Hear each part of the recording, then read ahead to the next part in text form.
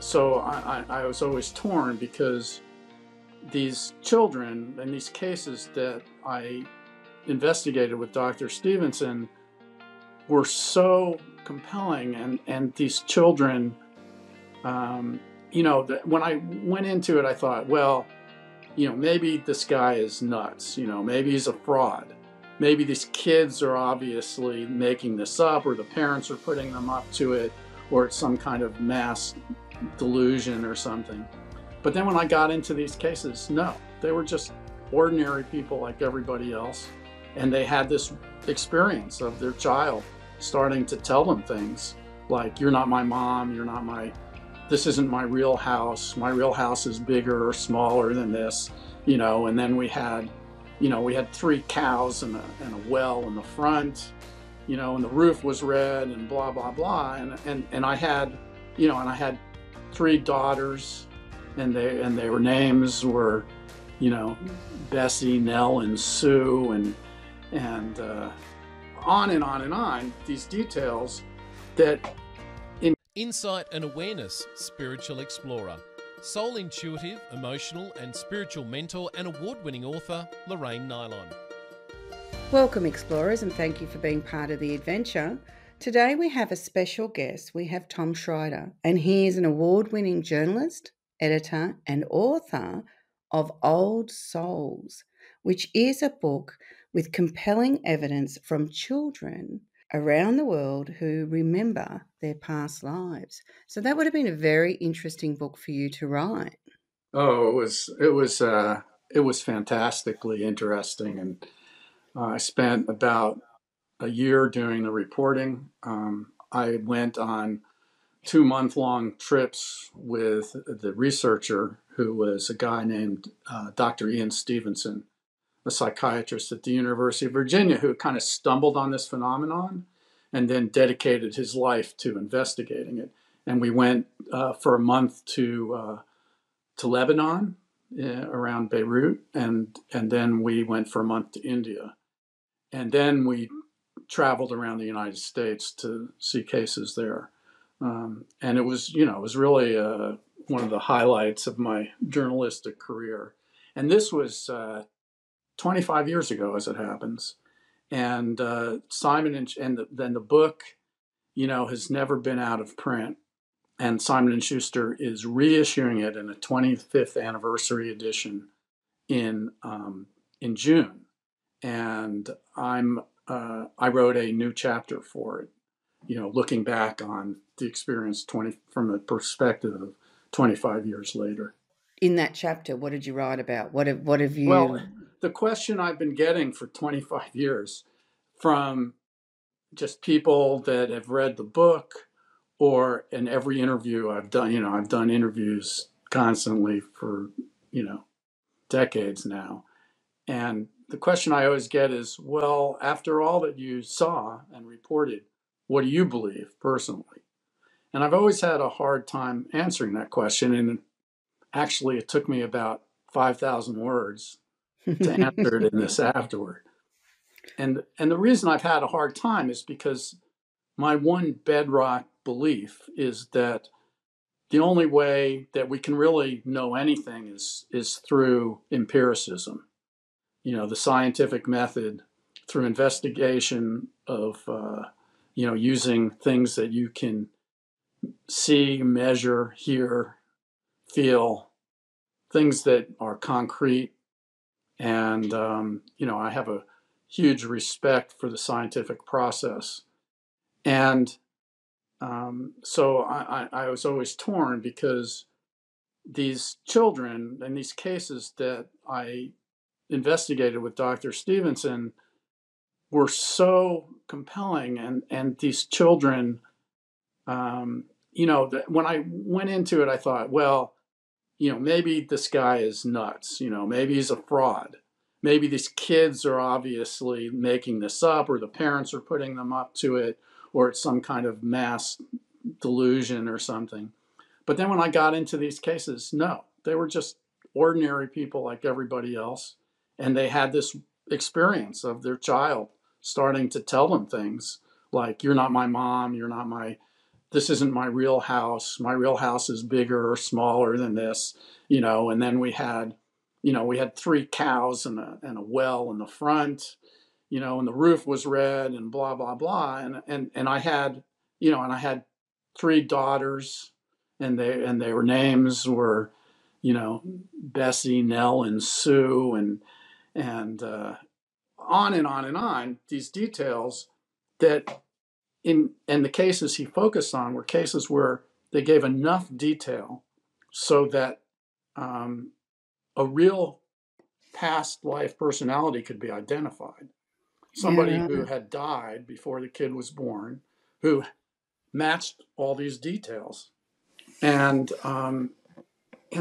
there was, it wasn't just one case. Any one case you could figure, well, they're somehow the family heard about this and they wanted it to be true, and they, so they kind of Yeah. changed their memories or whatever. But there was just case after case after case, and all those quote normal explanations began to seem, when you're saying, were all of these cases like mistakes or frauds, and it just seemed as unlikely that was the case as the fact that there was something else going on. But go ahead. I was going to say it's a fascinating subject, because the last guest that I had on for this topic, he worked a lot with people that regressed back to their past lives, and then previous to that, I had a journalist as well who explored near-death experiences from a journalist approach, which I kind of like, because you're looking for facts, you're looking for evidence, and you're looking to prove one way or the other. You're not coming in there trying to tell your story. You're trying to find out what the story is. And when you get talking to other people just in normal life, everyone's got a little story of something. We used to have a niece who used to say this, and we used to, there's just little stories. I might have only said it once or twice, or, so it's quite interesting how many people have. In fact, it's not that uncommon. No. I used to work for the Washington Post, and a reporter there now did a story about, the story started out to be weird things kids say. And it turned out that like maybe 30% of these weird stories that she heard were kids saying, hey, I used to live in a blue house with a lot of cats, Yeah. or Yeah. I died in a fire in a barn, things like that. And, and some of them had more details, and some of them spoke about it several times. But this, and then there are the cases where there's a lot of detail, and so much of it matches up. And there have been, in the 25 years since I wrote the book, there have been a lot of cases that have gotten a lot of publicity for doing that. But here's the thing that my problem was that in the same period of time, there's been all this research that underlines this idea that our thoughts and feelings and everything is tied to the physical brain. People have actually found the synapses in the brains of rats that store the memory of getting shocked. And so when they get shocked, they won't go to the same place again because they remember getting shocked. And they have actually found the physical cells that contain that memory, and they've been able to transplant those cells into the brain of another rat, and then the other rat behaves as if it has been shocked. Right. So you see where I'm going with this. If the brain is a physical thing, and our thoughts and experiences are physical, and our personality is also related to when the brain disintegrates in death, it's gone. So there just seems to be no way. And nobody has ever really hypothesized a mechanism by which reincarnation could happen. If you think about it, what is it that's being transferred from one human being now dead to another human being just being born. And when we think of what we mean by reincarnation, it's like somebody's experiences, their memories, and their personality, right? Maybe their skills as well. And if all those things actually are physically in the brain, when the brain disintegrates, how can that? So there's no explanation for how that can happen. So more and more research is coming out that underlines this idea that, well, reincarnation can't be real because there's no way for it to physically occur. And nobody has any explanation about how that could, or any even theory about how that could happen. I mean, they'll talk about astral bodies or something, but they can't be seen or measured, and nobody knows what they are. So, that's not very persuasive.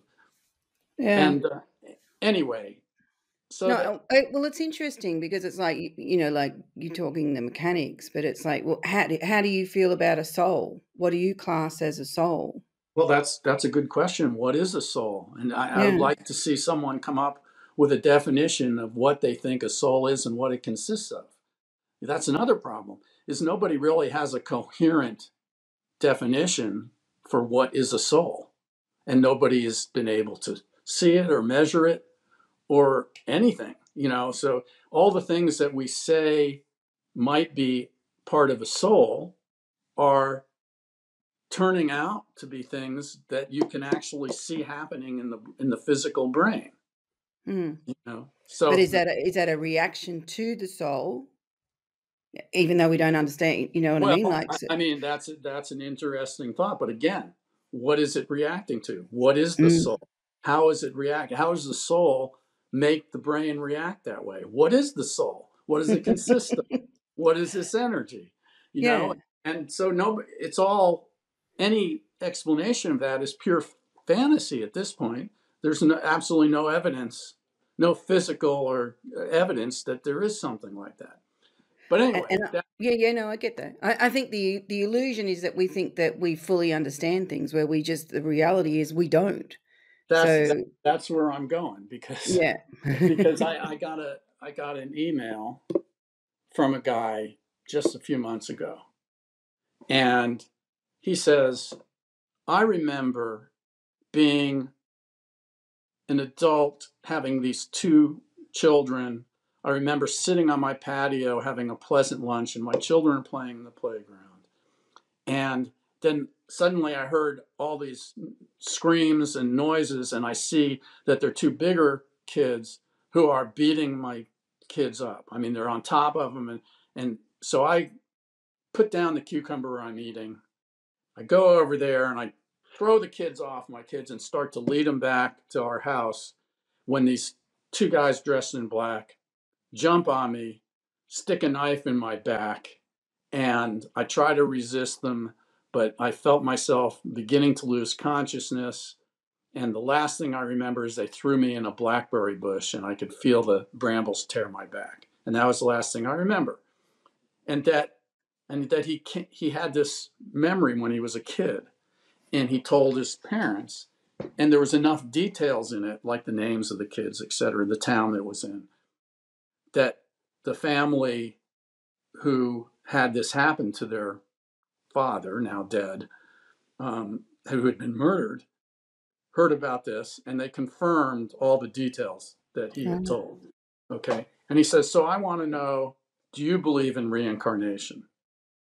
And so I gave him this whole rap about, well, what is a soul? Nobody's come, my go-to. I went back to my go-to. And all these and all these things about, how they found that they're understanding how personality and memories are actual physical structures in the brain, and that the brain forms them, et cetera, et cetera. And he says, well,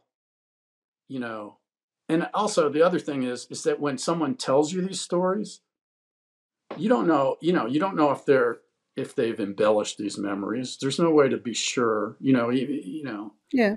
if the witnesses are that bedeviled me when I was investigating all these cases, all these amazing stories and amazing corroborations. And there's no way you can know for sure. But he says, but I know that it's real. And that really hit me and I write in the book, I wrote about this experience that I had that, and this is kind of a long story, so I'll just ramble on here if that's okay. No, it's interesting. Okay, so this experience that I had when I was young, I was in my early 20s, and I was just graduated from college. I was driving around the United States with a friend in a beat up car, and and we had this was back in the day, so we had a cassette tape player in the car, and we're playing all this music, and they're like, and we were like struggling with this idea of, okay, we're traveling around the country now. Should we go back home and do what everybody expects us to do? Get a job, settle down, do the safe route, or should we just strike out into the wilderness here and do whatever comes up and keep doing what we're doing and not go back and take the sort of the exciting but dangerous route?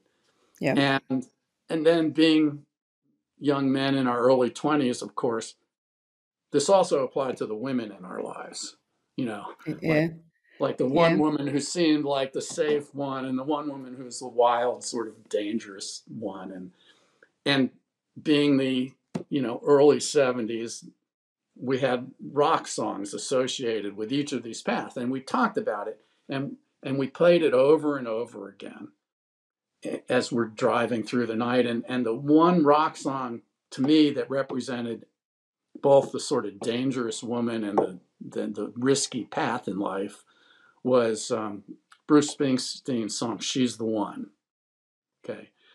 So anyway, we're deep into our trip, and we find ourselves about 40 miles south of the Grand Canyon in this completely empty desert campground in Arizona. And it's got this long, so we found this campground. Nobody's there. We're the only people there.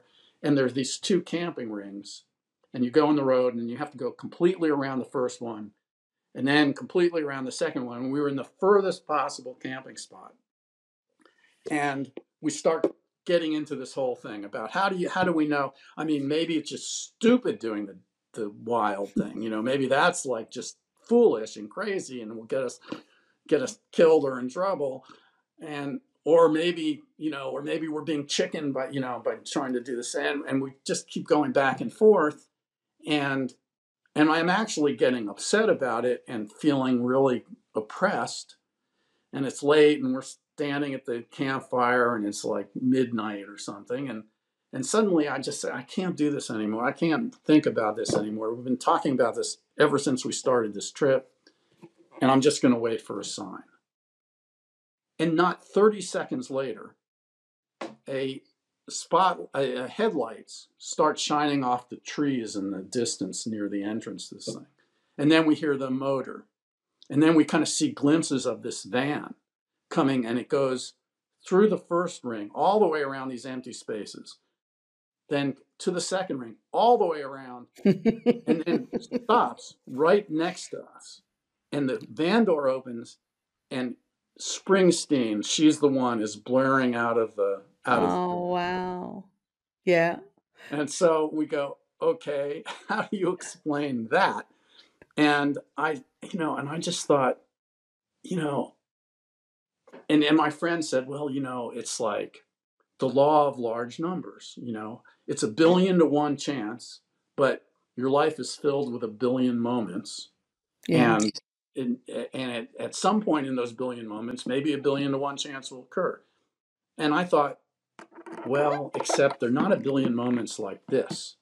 This is the only time in my life where I felt that conflicted that I actually said and meant, I'll wait for a sign. Yeah. And that here we were in this remote campground, all the circumstances that made that so unlikely.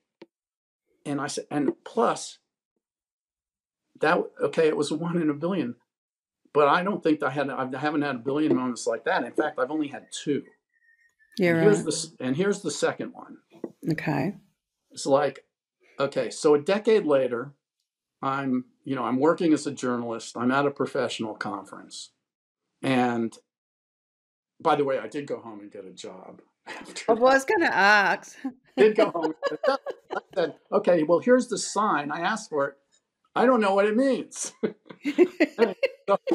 So I said, and I always thought it's more like the universe laughing at me for being so intense, and just sort of saying, oh, Loosen lighten. up. Yeah. So anyway, so it's 10 years later. I have a good job in journalism. I'm at this professional conference and I meet this woman. And in 3 days, I'm thinking, wow, what's happened to me? I think I want to spend the rest of my life with this woman. Only she lived 1,200 miles away. She had a Right. job, a friend, 1,200 lives from where I live. And I said, and it's 3 days, right? And so we're both getting on planes. We're flying away from each other at 1,000 miles an hour, relatively speaking. And and plus I haven't gotten any sleep. And my head is pounding and I'm just obsessed with, is this real? Or and then I realized, Jesus, this is the same dilemma I had back then. And I laughed out loud and I said, okay, I'll just wait for a sign. But my head still hurt. And so I got up and I walked up to the plane restroom. And, I go in there, you close the door right and the light comes on, and the stupid little drizzle from the water. Yeah. And so anyway, so I get some water and I start washing my face. And I noticed that next to the sink is this little bar of complimentary soap. And embossed in the bar is a name, 4-letter name, Lisa, which happened to be the name of this woman that was just then flying 1,000 miles an hour away from me. Yeah, right. And so it's sort of like, okay, wait a second. That's another 1 in a billion chance. And that the 2 times in my life where I said I'll wait for a sign, that within less than a minute, something that dramatic happened. And I said, okay, I probably should say, well, that didn't require any supernatural phenomenon to happen. It just required a van to drive up and them to happen to be playing the song.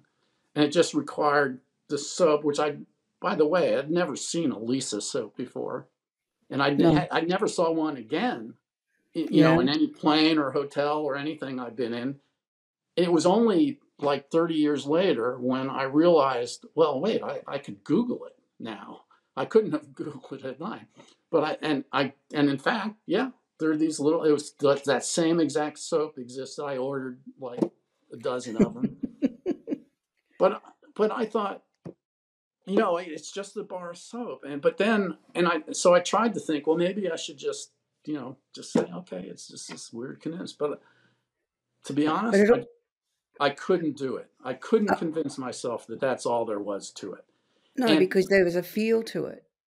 Yes, and both. It's not just a physical thing. There was a feel to those moments. Yes, absolutely. Yeah. I mean, in both cases, I thought this is a significant moment before it happened, and then when it happened, and so I thought to myself, okay, anybody observing this from the outside would say, well, maybe you're exaggerating the memory. Maybe it wasn't really a minute. Maybe it was like an hour. Or maybe that wasn't the first song that or the only song they played. Maybe they played a whole bunch of songs, or maybe, you were imagining it or whatever.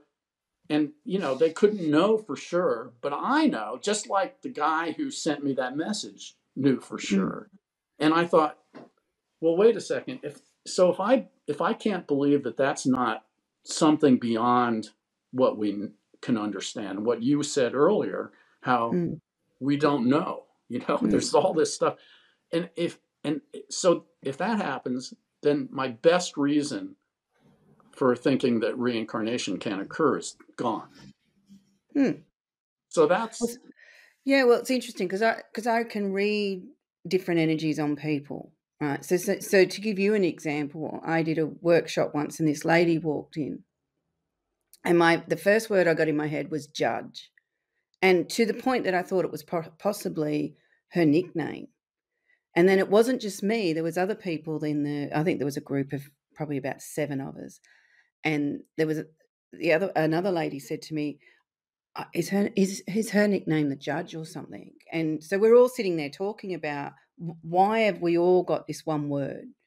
And anyway, this lady started talking, and then we said, "Oh, we thought you were going to say your nickname was the judge or something like that." And then she picked up her necklace, and it was the end of an anvil, and it was ivory, and she'd picked it up at years ago, picked it up at a secondhand store, and she said, "Oh, apparently it come off the end of a judge's anvil." So then we were like, "Well, are we reading the jewelry or are we reading the person?" And as we got to know her, the judge suited her very well because she approached everything like she was, sitting on top of it, and she was the judge deciding what should or shouldn't be happening. And it was fascinating. And she said, I always have this vision of myself sitting up high, sitting looking down on people, which has got to be a past life that's come with her, sort of thing. Yeah, So or maybe just something intrinsic to who she is. But I can relate to that. Another book I wrote, it's called Acid Test. It was about the research into the beneficial use of psychedelics in therapy, and I was interested in that because again in college I had these experiences psychedelics that I thought were incredibly useful. It wasn't just like entertainment or whatever. It was really seemed like useful exploration of both myself and reality. And I had some experiences where uh, I would like people would come into my vision, and it's like I could see things about them. I mean, I could literally visualize things about them that were normally not visible. Like you said, like something about their essence. That it wasn't like I just sort of got it sort of psychically or something. I could literally see it in a way that is hard to describe. But it was like a visual thing where I could see, oh, those people have this kind of relationship, or those. It's sort of like I'd be sitting talking to someone, and I could see that they were like being sort of uh, bombasted by my energy or something, or I could look at somebody and I saw a weakness in them that I hadn't ever known before. I couldn't have imagined, which turned out, which were borne out, as I got to know them more. So yeah, so I can definitely relate to that. And the other thing is that experience of the psychedelic experience also sort of helps you to see that the world is not, what our normal thought process tells us it is. because when I'm look, we all read energy. Like if I very quickly you worked out whether you were comfortable with me or not. That's a read. So that's feeling energy. That's feeling a presence. So and even with when we our biggest problem is that when we are reading each other, then we run it through our brain filters and our historic filters and try to create a picture that suits what we want to believe.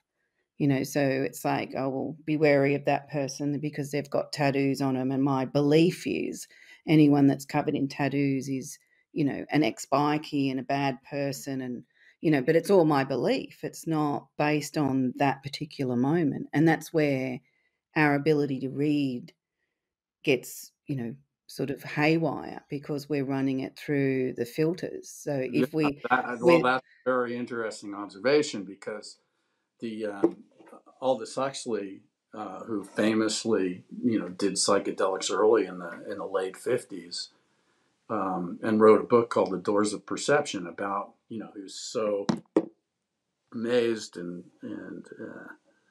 changed by his experience. And his theory was that that what happens is that the brain, the normal brain, has this like reducing filter in it, just like what you were saying, is that it's like there's the real world, right? And it's bombarding us with all this amazing stimuli. And and that our brain, in order to like be able to do normal functioning things, filters most of that out. And they also categorize things, like you said. They have preconceptions, and they try to wrap everything up into this neat package, and that it gets so good at that that we start to mistake that packaged version for reality. Yeah. And that what psychedelics does is it disrupts the ability of that reducing filter to do its job, and the whole world floods in its sort of naked awesomeness. Yeah.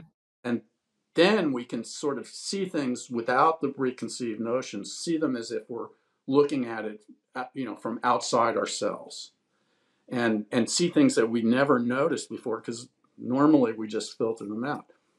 And the amazing thing is that, just recently, now that they have the technological ability to do brain scan studies, and they've done fMRI studies of people who take psilocybin or other psychedelics, and they, because the psychedelic experience is famously so colorful and big, and people are so overwhelmed by it, that they expected to see brain activity to spike, to really go up. But instead, the brain activity reduced.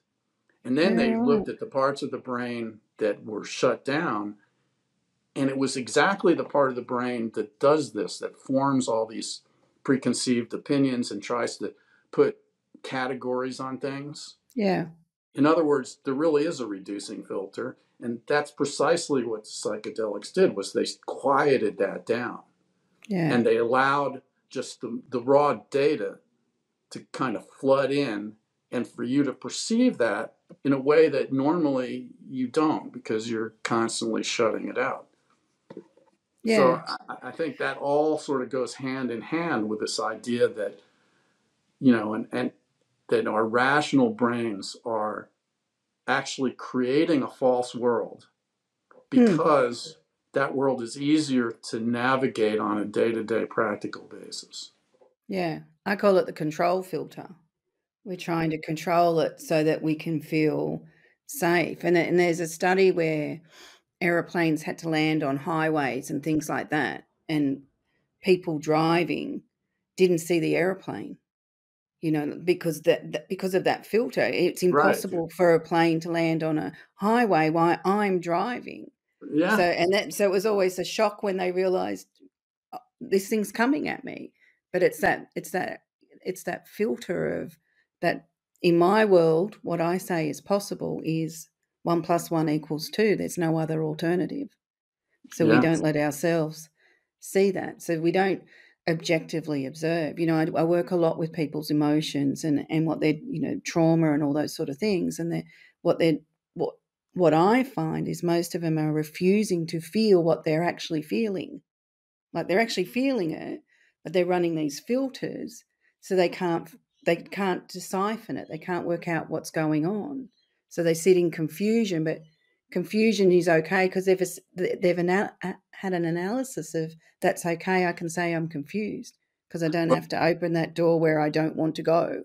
Well, that's exactly right. And I bet you've encountered this, but especially people who have had traumatic experiences will they start investing more and more of their mental energy in repressing the trauma that they had.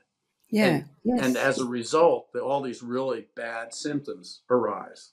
Yes, definitely. It's like they have a car alarm going off in the basement of their brain, and that they're investing all their energy in not hearing it.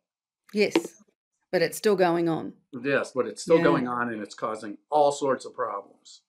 So when you're looking at these children that could remember their past lives, were they confused? As in, could they identify that this was from before and this is now different, or was there a confusion in Yes, them? they said things like, when they got a little bit older, and somebody asked them about it, they'd say, "Well, I was Mahdi, but now I'm Mohammed," Yeah, right. or I used to be, a father, but now I'm your child. Now I'm your little kid.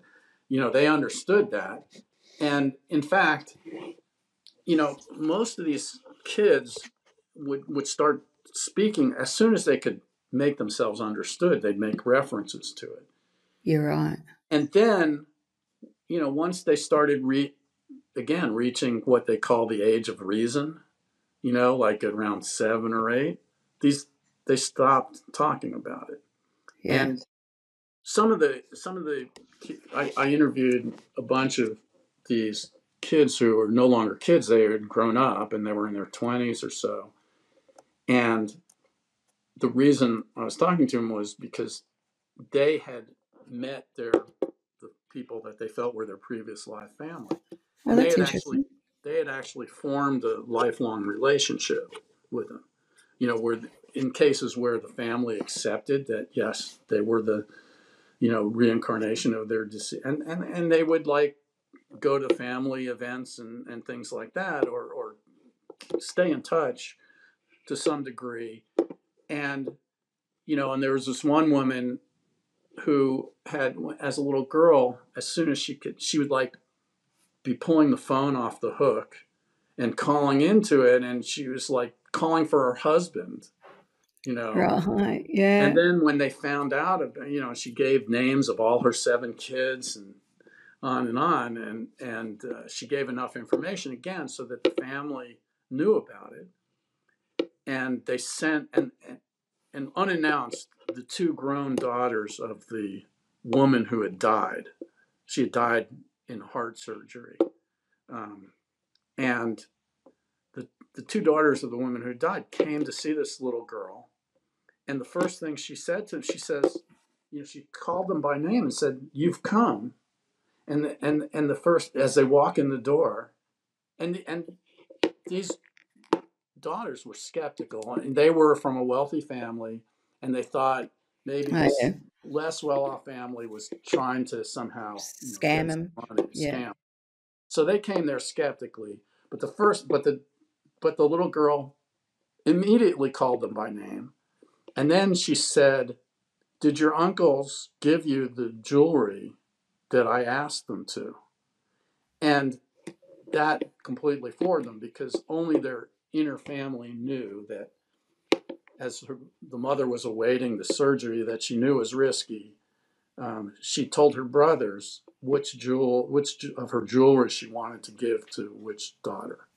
There you So the little go. girl, your uncle's, you know. So anyways, by the time I saw her, she was 20, and and I asked her, if she still had the memories, and she says, "Well, I don't really have the memories anymore, but I still have the feeling." Yeah. Yeah. And Yeah. it turns out the family didn't want anything to do with us when we came to interview them. And they said, there'd been stories about it years ago, and the family did business in Saudi Arabia, and believing in reincarnation was not accepted there. And and they just were embarrassed by it, and they didn't want anything to do with it. But then the husband, who is now like this little old man, and he's off to the side, and he like, when they go off to get us tea or whatever, after we sort of forced our way in, he kind of whispers to us that she still calls me. Yeah, right. And I told her not to call me anymore, but not because I didn't want to talk to her, but because I felt like it was stunting her current life, and that she really needed, so it's filled with things like that, where people are having real emotions around this. It's Yeah, very yeah. genuine. stuff, and it's not, you know, they don't look at this as like some kind of freak show or anything. No. They look at this as something that's, you know, deeply significant and emotional to them. Yeah, and it requires them to trust what they're feeling.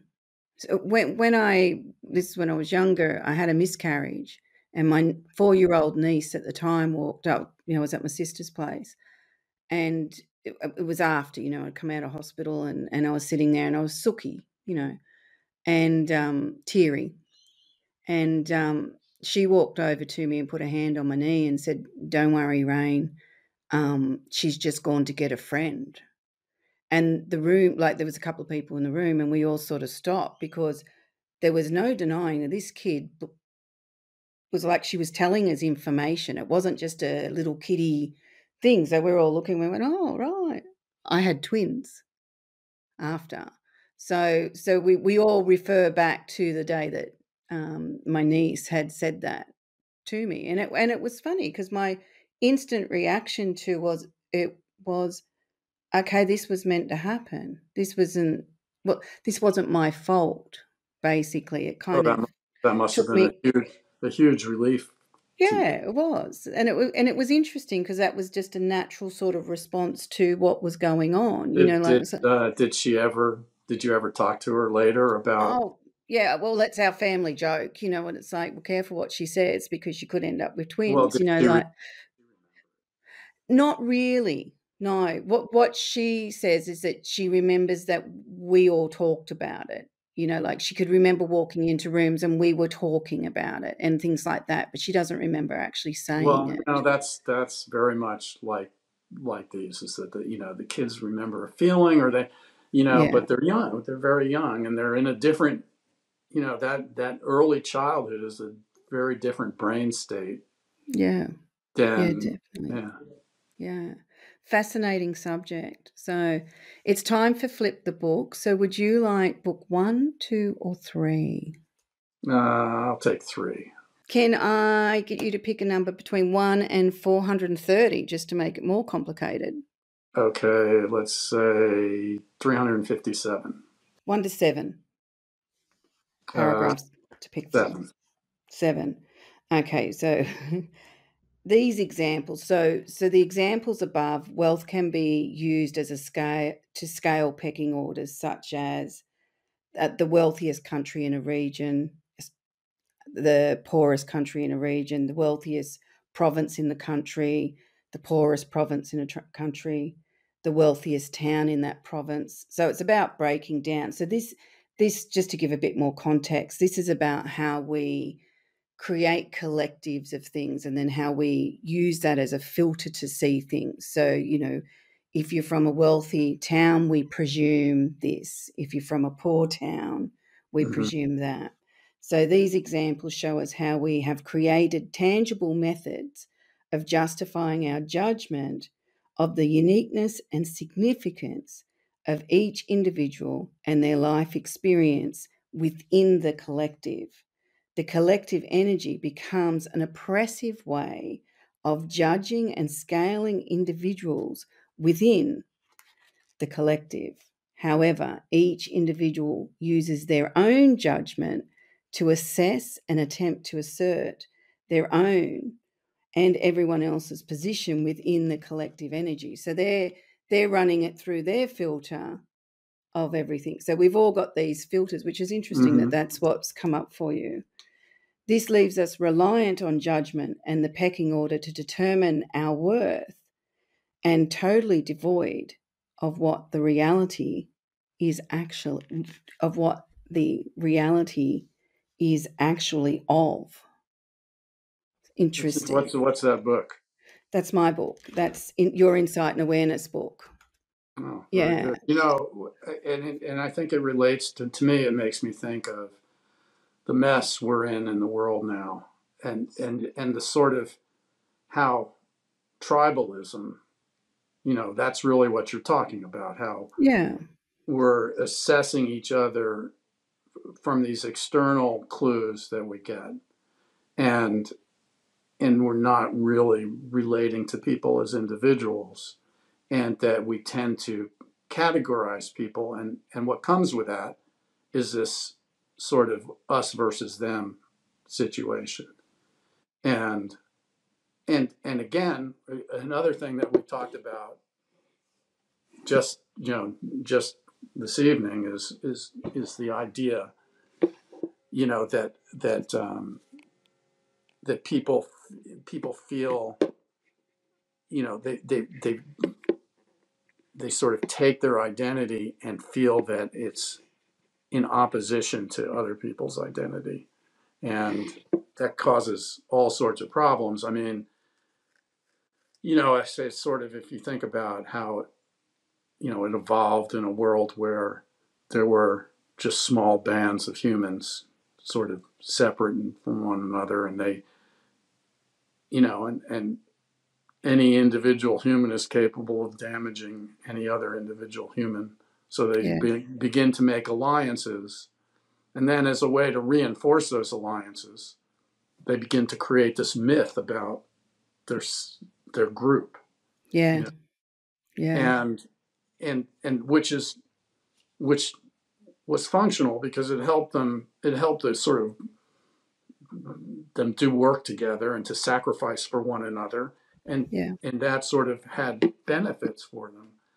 But unfortunately, a way to reinforce that is by pointing to the group across the valley and saying they're bad. Yeah. Yeah. And look where we are now. Yeah. And there's such vivid examples of people not being able to see reality because the filter on their group is so strong that truth no longer matters as much as the mythology of the group. And boy, we're seeing that all over the world now. Where people are saying, there's no climate change.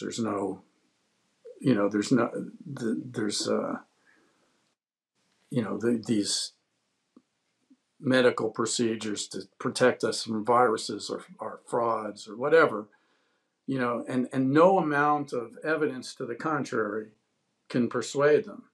Everything is chewed up by the filter and reprocessed to fit this myth. And that's where being an objective observer is extremely hard, even of ourselves, because of the filters. One of the things that I often talk about, and it's the reason why I like doing shows on past lives and these kind of things, especially when there's some sort of journalistic evidence gone into it, is that if we actually look at, say, reincarnation, I'll give you my view on it. I'm a soul in a human body, and this is the experience, Lorraine, and all the things I'm experiencing this life, that this is the experience I'm having. But I've had other experiences in different bodies, different cultures, different genders, all that sort of thing. So it is. That you remember? I do remember a couple. Yeah. And how does those memories manifest themselves? Well, actually, it was funny. A group of people, I'm going back 20 years ago, a group of us sort of started meeting each other, and we kind of knew each other. And it was a samurai life, and I was doing a workshop, and I said something about what I could read, and I had no idea, of my own past life. And one of the people that was in the workshop actually had studied Japan, and she said, what you said, it cannot be true. And it's a very long, convoluted story. She said, that's just not possible. So she went away, and then she rang me 48 hours later and said, I've just researched that. That's actually true. What you said was true. So it reaffirmed to us that the rest of what I could read, I mean, when I say it's a long story, it is a very long story, that it kind of reaffirmed. And then I've got a very close male friend he's like a brother, but I can feel us in battle. And it's like a dance. We know each other so well that one flinch meant this, one look like that, so, And we worked together for a while, and we actually worked like that. You know, you could go like that and I'd know this, and it just was a different language. So, but we didn't know that at the time. The past life was revealed sort of later on. So for me, it's just something that's just part of my history. I don't, dwell on it or anything. It's just like I'm aware of it and move on. So, but if we have that understanding, then all of a sudden you're looking at life as an experience more so as trying to control an identity and trying to run in these pecking orders of who's better and who's more superior and all the rest of it. Because next time I might be having a life where I'm over there, the person I'm judging today might be the life I'm having who knows when. So it takes all that away, and it makes, for me, it allows me to see the equality of all souls, regardless of what your experience is. What Well, so that's interesting. Yeah, for me, I have this deep sense that there's nothing before me. That this is it, yeah, and right. and that's just my gut feeling. And So hang on, can I jump on that? Is sure, that so when you're looking at the children and you're listening to their stories, because I can see that it fascinated you, but you don't feel that you have the same history as what these children I might. I feel that I don't, and in fact, I feel that what we are is our story.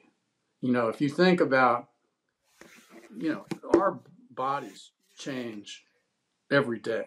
Yeah. The cells in our bodies, the materials that make up our bodies. So, so what makes us one individual? What makes us think that we're the same person that we were when we were 3, that we are now?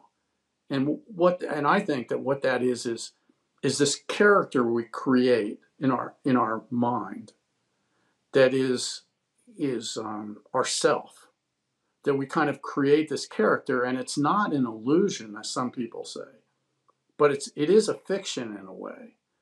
But fictions are important. Why do you think? Isn't it amazing if you think about it that when you read a novel or watch a series on Netflix, you can care so deeply about what happens to these imaginary characters? Mm. Why is that? I mean, it's just crazy to the point where you get really upset if they kill somebody off, or or if something bad happens to them, or like if there's a child in danger or whatever. And I think it's because we recognize that because we're fictional characters ourselves, you know, and but I love stories. That's what motivates me, and stories are important and they're real. So I think that the story of our life is what's important. And to me, if you don't remember the story of a life, then you might as well not have lived it, because if you can't feel it or remember it, then it has no reality. And so, to me, even though I'm open to the possibility that there are other lives, it makes me feel like this life is what's I need to pay attention to, and I need to I feel. Yeah, yeah, like, sorry, I'm jumping on that because I 100% agree with what you're saying there, because what I have actually seen and I is that some people become past life chasers, and then it becomes the past life is the excuse for everything. It's the same as when, people with Mhm. karma and things like that.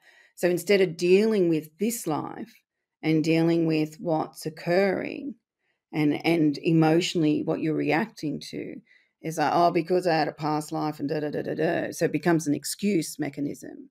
So there's lots of different ways that people are using this that's not allowing them to actually, because the important life you're having is the one you're having now. Right. The rest is it's like those kids. It's a story that there's a memory that's come with them, but it's just, like you said, as they got older, they was just sort of moved away from it because this is the life. Yeah, and So if somebody's looking for eternity, I believe that there's an eternity in every single moment, and that's how we should be looking for too. that's the eternity we should be looking for, is the eternal present moment, and just, it's sort of, it's all we've got, Yeah. every moment is everything in the world. And, and if you think about, if you do a thought experiment and imagine living forever, it would become meaningless at a certain point. In fact, the fact that our lives are finite is what gives every moment its meaning. Yeah, that's true. Yeah. And and what's the purpose of living forever? I mean, it's, the reality is that everything is just a moment, is just the present moment. Yeah, So that's right. And this life that you're having is the time that you're having. It's an experience that you're having in this time. Yeah. absolutely agree with that. Brilliant. I've enjoyed the conversation. Thank you for coming on It's board. been really interesting.